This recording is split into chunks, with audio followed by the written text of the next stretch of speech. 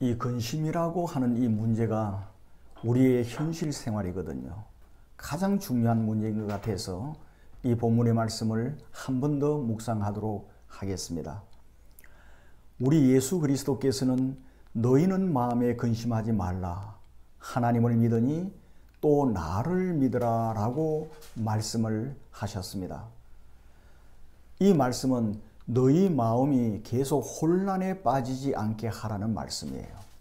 우리 마음이 혼란에 빠질 때 근심하게 됩니다. 또 너희 마음이 계속해서 근심되지 않게 하라는 거예요. 이 근심이 우리를 주관하지 못하게 하라는 그 말씀이죠. 이 말씀을 하신 후에 예수님께서는 이 근심들을 극복할 수 있는 방안을 가르쳐 주세요. 근심을 이길 수 있는 길은 하나님을 믿고 또한 우리의 구주이신 예수를 믿는 길이라는 것을 말씀하십니다. 이것이야말로 우리에게 엄습해 오고 있는 근심을 해결할 수 있는 유일한 방편이라는 겁니다. 이것 외에는 다른 방편이 없다는 거예요. 이것은 예수 그리스도께서 현재형이요 명령형으로 하신 말씀이에요. 한순간도 빠짐없이 그렇게 해야 한다는 말입니다. 명령은 절대 순종이에요. 창조주의 명령이니까 우리는 무조건 근심하지 말아야 된다는 겁니다. 그러면서 2절에서 우리 예수께서 내 아버지 집에 거할 곳이 많다고 하셨습니다. 이 거할 곳이라고 할 때 이 말은 맨션입니다. 영구한 저택을 가리킵니다. 그 뒤에 나오는 거처는 아버지 집에 있는 거할 곳과 다른 것인데 이 거할 곳은 구약 시대부터 있어 온 것이고요. 이 거처는 그리스도 예수께서 예비하실 곳이라는 거예요. 그 거처에 갈 수 있는 방법이 뭡니까? 그리스도 예수의 죽으심과 부활이라는 거예요. 그래서 구원 사역의 완성으로 그 거처에 갈 수 있는 겁니다. 우리 예수님께서 갑자기 하나님의 나라의 거처에 대해서 말씀하시는 목적이 있습니다.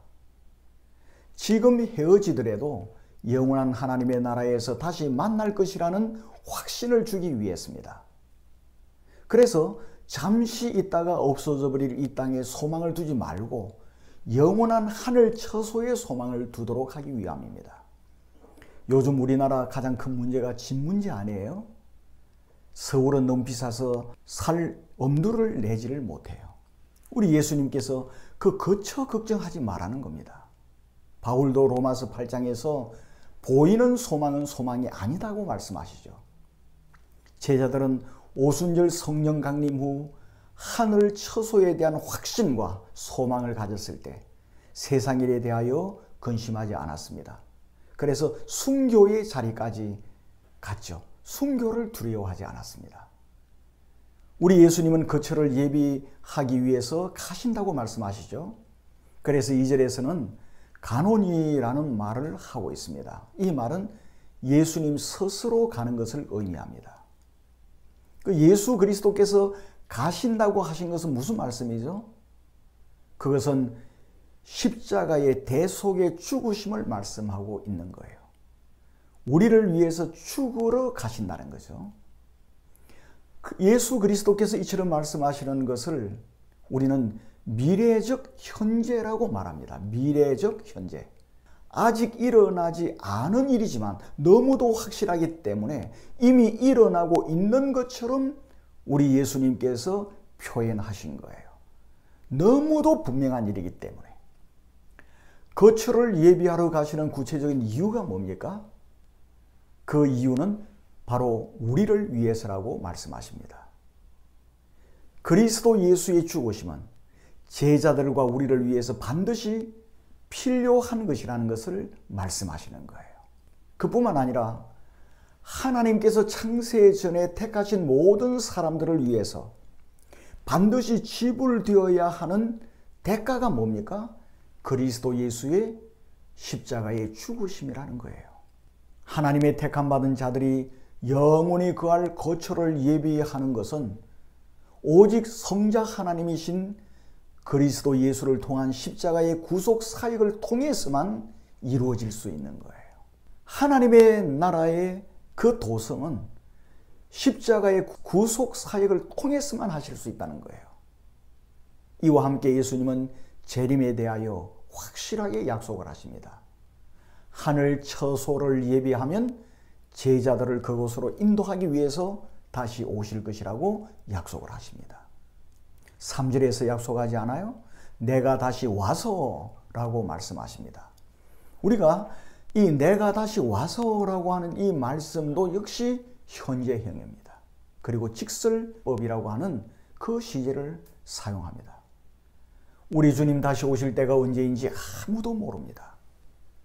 그러나 예수 그리스도의 재림은 이미 이루어진 일처럼 반드시 있을 것이라는 겁니다. 그래서 미래의 사건임에도 불구하고 현재의 일처럼 기정사실화여서 현재행으로 우리 예수 그리스도께서 말씀하신 거예요. 우리 주 예수 그리스도께서 다시 오신다는 것과 우리를 천국으로 인도하신다는 것은 너무도 명백한 사실이라는 겁니다. 그래서 현재형으로 쓰고 있는 거예요.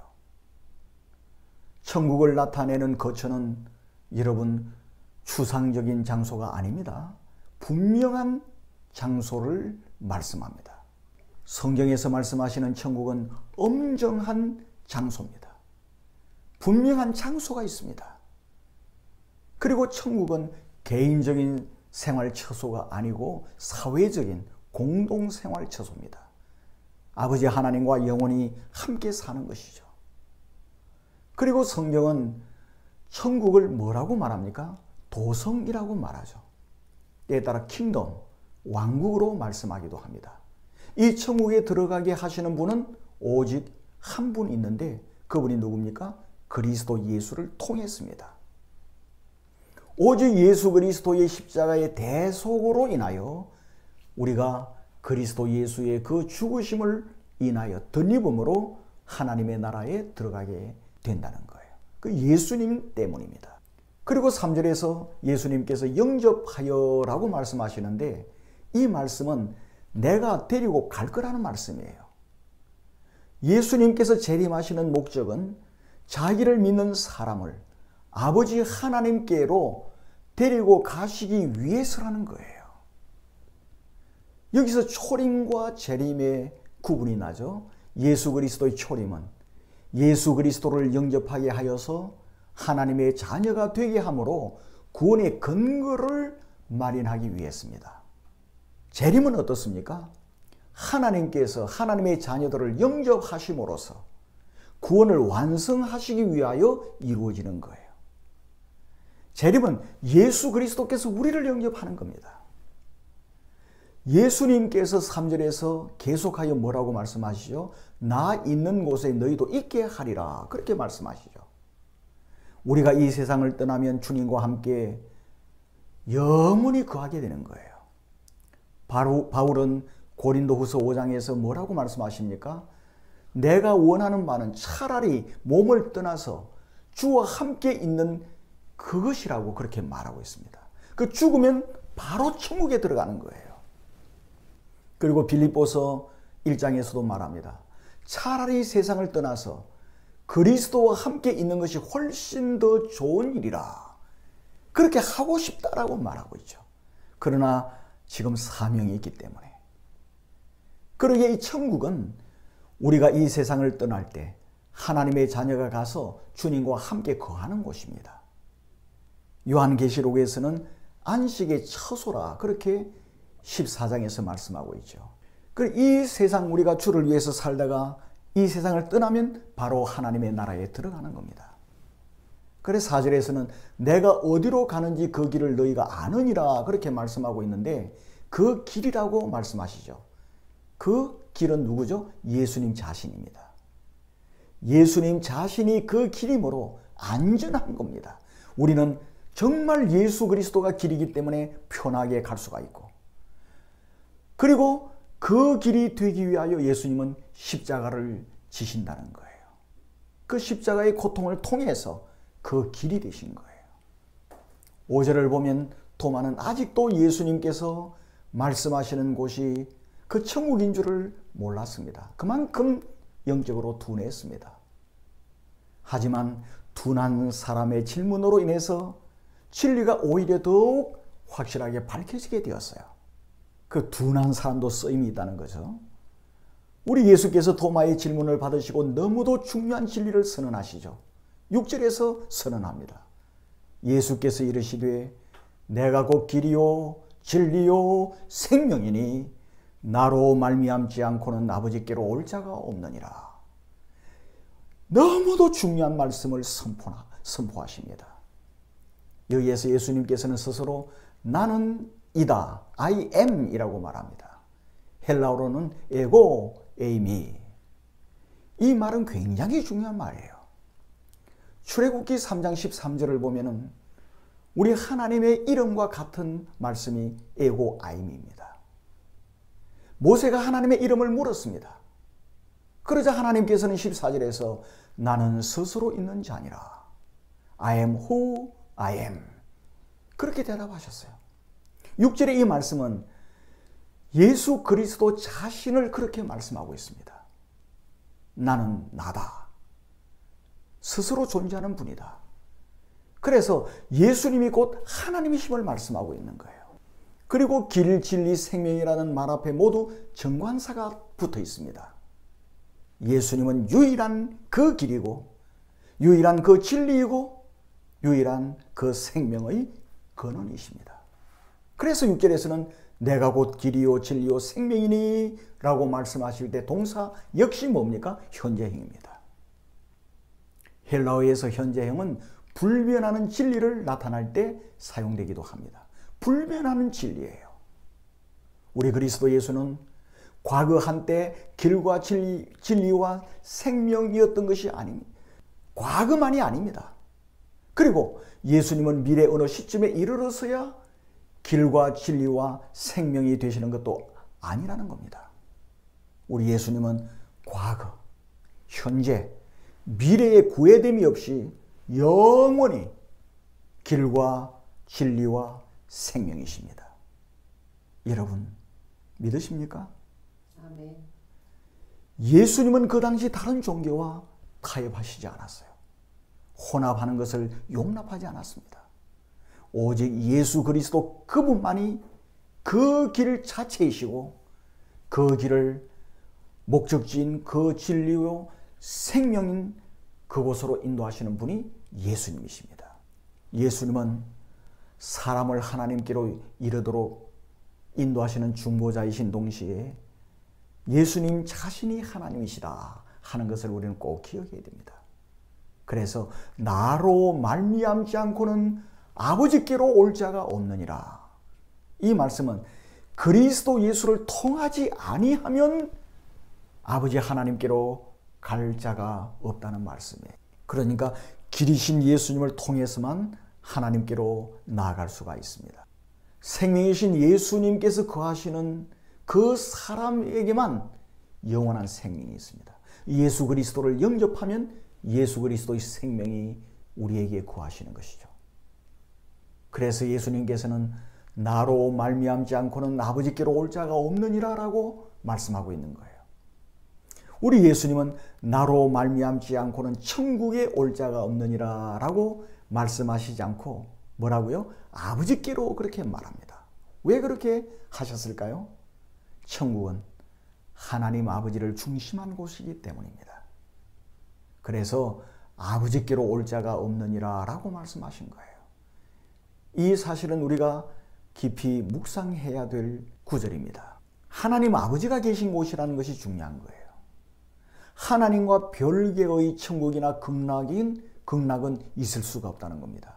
많은 사람들이 그렇게 생각하죠. 극락. 그러나 하나님이 계시지 않는 곳은 천국이나 극락이 아니라 뭡니까? 지옥입니다. 우리는 여러 가지 걱정, 근심에 휩싸여 살아갈 위험이 너무나 많은 세상에 살고 있습니다. 온갖 매스컴에서 쏟아내는 것들은 근심을 더욱 부채질하는 것들입니다. 저는 가능하면 아침에 일어나서 신문을 보는 대신 성경을 보려고 하는데 그게 잘 안 될 때가 많습니다. 신문을 보는 순간에 걱정이 생겨요. 또 약도 팔고 집도 팔고 보험도 넣게 하고 이것저것 하도록 부추기 위해서 광고하는 경우들도 많이 있죠. 그리고 인생의 덧없음을 불러일으키므로 술과 마약에 빠지게 만들기도 하잖아요. 실제로 우리는 미래에 대하여 많은 걱정이 일어날 수밖에 없는 환경에 살고 있습니다.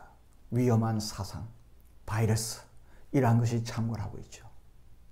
전쟁의 위험이 있고 또 정치적인 불안정이 지속되고 있습니다. 지금 미국도 상당히 불안정하죠. 우리 자신과 자녀들의 장래를 생각하면 걱정과 근심의 포로가 될 수밖에 없는 그러한 세상이 우리가 살고 있는 세상입니다. 우리는 오늘 주신 말씀을 덜 묵상하도록 하십시다. 눈에 보이는 소망은 진짜 영광스러운 소망이 아닙니다. 만일에 그렇다면 수단과 방법을 가리지 않고 눈에 보이는 걸 찾아라고 하셨을 거예요. 우리는 장차 영광스러운 소망과 유업을 받을 사람들입니다. 가장 좋은 것은 아직 오지 않았습니다. 우리가 그리스도 예수를 위해서 살아갈 때 그 영광스러운 가장 좋은 것을 받게 될 것입니다. 우리 앞에는 그 놀라운 기업이 기다리고 있습니다. 그것을 알았던 모세는 최강대국 이집트의 왕이 되는 것을 거절했습니다. 하늘의 기업을 위해서 모세는 살았습니다. 아브라함, 그 영원한 처소를 알았고 바라보았기 때문에 갈대아 우르를 떠나 팔레스타인 사막에서 텐트를 치고 생활을 하며 그 영원한 도성을 바라보며 살았습니다. 초대교회 성도들은 카타콤에서 신앙을 지켰습니다. 가파도기아 지역에까지 가서 굴을 파고 살면서 신앙을 지켰습니다. 일제시대 때 신사참배에 반대하고 평양 감옥에 들어가서 주 예수 그리스도를 바라보며 순교의 자리까지 갔던 우리 신앙의 선배들은 그 도성을 바라보았기 때문이었습니다. 그래서 저와 또 아내인 사모님은 같이 선교의 길을 떠나게 되었고요. 우리에게 담대함과 모든 기쁨과 평강을 주는 것은 바로 우리를 위한 영원한 도성이 있음을 늘 생각하며 바라보는 것입니다. 사랑하는 성도 여러분, 가장 좋은 것은 아직 오지 않았습니다. 우리는 가장 영광스러운 기업을 받을 것입니다. 이것이 너무나도 확실하기 때문에 우리 예수님께서는 미래형으로 말씀하시지 않았습니다. 현재형으로, 그것도 직설법으로 말씀하셨습니다. 그 영광스러운 우리의 거처와 그 기업을 늘 생각하며 바라봅시다. 걱정되는 일이 있을 때 그 기업을 바라보십시다. 우리가 살 그 집을 한번 생각하고 상상해 보십시다. 그리할 때 우리 심령 속에 모든 기쁨과 평강이 깃들게 될 것입니다. 그 기쁨과 그 평강으로 찬송을 부릅시다. 그리고 그런 마음으로 그리스도 예수를 부릅시다. 예수님 하고 부르십시다. 그리고 우리 아버지이신 하나님 아버지, 아빠, 아버지 하고 부르십시다. 눈을 들어 아브라함이 했듯이 하늘을 바라보십시다. 무별을 바라보도록 하십시다. 놀라운 성령의 역사가 우리 심령에 임하게 될 것이고 말할 수 없는 담대함이 우리 심령에 일어나게 될 것이고 감사와 기쁨이 충만하게 될 것입니다. 이러한 삶을 살아가는 저와 여러분이 다 되기를 주님의 이름으로 축원합니다. 아멘.